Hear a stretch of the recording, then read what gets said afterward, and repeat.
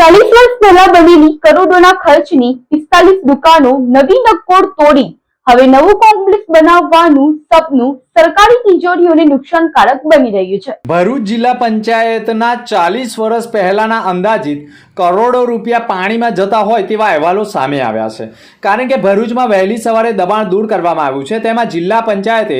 કરોડોના ખર્ચે 40 વર્ષ પહેલા બનાવેલી દુકાનોની ફાળવણી ન થવાના કારણે જિલ્લા પંચાયતે 40 વર્ષ સુધીનું દુકાનના ભાડા મુદ્દે પણ તિજોરીને નુકસાન થયું। સાથે હવે દુકાનો દૂર કરી કોમ્પ્લેક્સ બનાવવાનું સપનું ઊભું કરતા 40 વર્ષ પહેલાની દુકાનો નવી નક્કોર તોડી પાડવાની કામગીરી કરવામાં આવી રહી છે। ભરૂચ જિલ્લા પંચાયતના અણધડ વહીવટના કારણે જિલ્લા પંચાયતની તિજોરીને જ મોટું નુકસાન કરવા માટેનું આયોજન થતું હોય અને હાલ દુકાનો તોડી ત્યાં કોમ્પ્લેક્સ બનાવવામાં આવશે અને તેમાં સર્કિટ હાઉસ પણ હશે તેવી જાહેરાત જિલ્લા પંચાયતના પ્રમુખ મહેન્દ્ર વાસદિયાએ કરી છે। પરંતુ 40 વર્ષમાં કોઈએ દુકાન માટે ઓનલાઈન અરજી કરી નથી, તો કોમ્પ્લેક્સ બનાવવામાં આવશે તો હરાજી સક્સેસફુલ જશે તેવા અનેક સવાલો વચ્ચે હાલ તો 40 વર્ષથી નવી નક્કોર બંધ પડેલી દુકાનો તોડી પાડવાની કામગીરી કરવામાં આવી રહી છે, જેને લઈ જિલ્લા પંચાયતની તિજોરીને જ મોટું નુકસાન થતું હોવાનું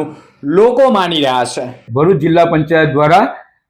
રેસ્ટ હાઉસ અને કોમ્પ્લેક્સ બનાવવા અમે જઈ રહ્યા છીએ અને એના જ ભાગરૂપે આજે ભરૂચ જિલ્લા પંચાયત પોતાની જગ્યાએ કે જે બસ સ્ટેશનની સામે અને રેલવે સ્ટેશનની પાસે છે ત્યાં એક વિશાળ